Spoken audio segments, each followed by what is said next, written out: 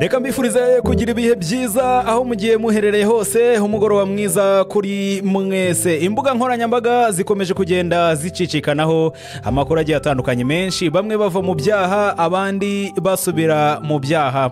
Abantu bibaza bati ese bizarangira bite, ese ibintu bizagenda bikorwa bite? Uwitwa Kwizera Emeline aherutse kugaragaza amafoto ye ava mu byaha cyangwa se abatizwa mu mazi magari. Abantu benshi bakomeza kugenda bamwibazaho nyuma y'ibyamubayeho, nyuma y'amafoto y'urukozasoni ndetse n'amashusho. Muzi ko yigeze kuvugwaho byinshi cyane birimo no gukoresha ivide muri bimwe mu byo yakoraga. Hanyuma ibingibi birangira, uwundi muhanzi umenyerewe cyane hano mu Rwanda bamwita Yampano, aka kanya yamaze ngo no gutanga ikirego muri ribu ya Busanza, yibaza ngo ese ninde wafashe amashusho yanjye akayashyira hanze. Uyu mugabo yamaze gushyira hanze promosiyo y'indirimbo afitanye n'uwitwa Zeo Trap. Yamaze gutangaza ko mu minsi mike yaraza kuba asohoye ino ndirimbo. Abantu bamwe ku mbuga nkoranyambaga bati ese yaba yabikoze ashaka gukora promosiyo y'indirimbo ye? Ese umukobwa yaba yabigendeyemo gute ko nawe amashusho ye yagiye hanze bambaye ubusa bombi? Ibi byose byagiye bikomeza kugenda bigaragara cyangwa se bicicikana ku mbuga nkoranyambaga. Gusa njye mfite akabazo kamwe k'amatsiko. Ese wowe ukiri umwana wumvaga uzakuruha amafaranga nukura? Njyewe ku ruhande rwanjye numvaga amafaranga mfite option nyinshi nzayabonamo. Bamwe mu bagiye batandukanye mugenda muganira bakubwira ko amafaranga bagiye bapanga ko azakora cyane akayabona, byakwanga akaba yarongora mu bakire cyangwa se akaba yarongora mu bafite amafaranga bakamufasha kuba yatera imbere. Hari abandi bakubwira ko azagerageza gukoresha ubwenge bushoboka bwose, habe guteka imitwe cyangwa se n'ibindi, abe yabona amafaranga.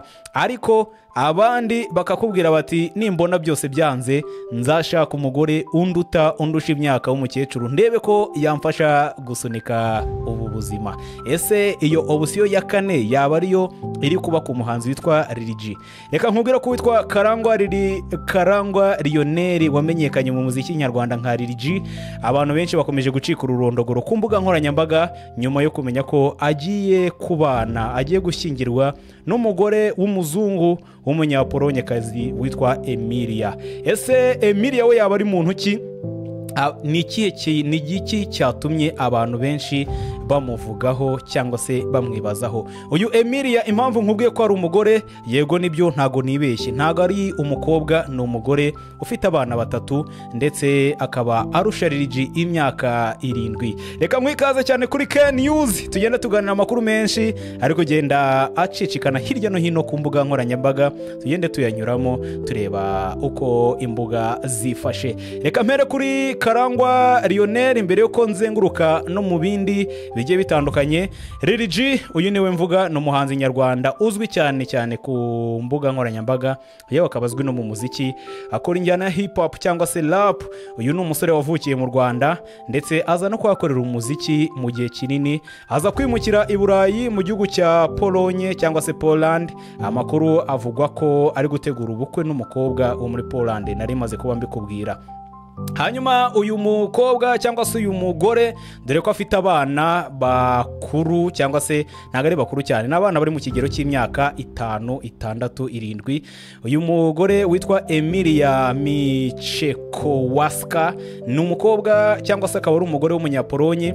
Amakuru ari kuvuga ko agiye gusezerana na Lil G. Nta makuru menshi ahagije ku mateka y'uyu mugore, dore ko yagiye ayahisha, ariko ibi kugenda bivugwa nuko uyu musore w'umunyarwanda wimukiye muri kino gihugu mu mwaka wa 2022, akaba ariho avugwa ko agiye kubanira n'uyu mugore w'abana 3.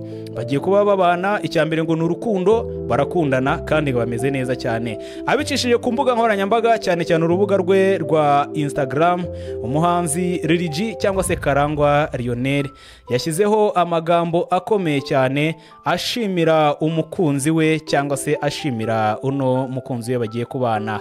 Yagize ati uyu mukunzi wanjye ndamushimira cyane ku byo yankoreye, ndamushimira ku byo yagiye anyuzamo byose, ndetse bikaba bigaragara ko bagiye kubana. Ese byaba ari ya option ya kane bamwe mu bantu bavuga ko bazagerageza nibabona byanze? Ese birashoboka cyangwa ntibishoboka? ese byaba bishoboka cyangwa ntibishoboka? Karangwa Lionel ati warakoze cyane Emilia kunkunda, urukundo rusa nkaho rudafite imipaka. Ati ntago nigeze mba kuri no mubumbe neza gutya nkuko bimeze. Ati ibyo wanyeretse byose ati ibyo wanyeretse byose byangize utandukanye, ndetse bingira umugabo wa nyawe ugiye kuba agukunda, ndetse nkugomba urukundo rwinshi ku byo wankoreye. Ubu ni Lil G, uyu ni umuhanzi Lil G mumuzi cyane mu ndirimbo zigiye zitandukanye, harimo nk'indirimbo yamuzamuye mu Rwanda cyane yitwa Nimba Umugabo, murayibuka yakoranye na Meddy Ngabo Medali. Muribuka indirimbo nyinshi yagiye akora zigiye zitandukanye, harimo n'iyitwa ujya unkumbura. Izi ni indirimbo yagiye asohora Lil G. Aka kanya rero ku mbuga nkoranyambaga bari kuvuga bati kubona ubwenegihugu bw'igihugu cy'amahanga bisa nkaho bigoye. Ese cyaba ari cyo Lil G ari kugendaho? Ese niki cyaba gitumye agiye kurongora umugore ufite abana 3 ndetse akaba murusha imyaka 7? Reka tuvuge tuti urukundo ni rwogere. Muri no minsi hari gucicikana amavideo agiye atandukanye, yewe n'amafoto abantu benshi bakunda kwita y'urukozasoni, ariko abandi baravuga bati ay'urukozasoni yagiye hanze, atariko yari mu byumba by'ibanga. Ati ayo ntago ari urukozasoni. No muhanzi witwa Yampano muramuzi cyane mu ndirimbo zigiye zitandukanye zigezweho zikundwa cyane n'urubyiruko muri no minsi. Mu minsi ishize yagaragaye ari gukora imibonano mpuzabitsina n'umukobwa cyangwa se umugore twakwita ko ari uwe, ndetse binavugwa ko babana mu nzu nubwo wenda batarasezerana. Uyu mugabo rero yagaragaye muri video y'iminota myinshi ari gukora imibonano mpuzabitsina n'umugore we, ndetse iza gusohoka ijya hanze.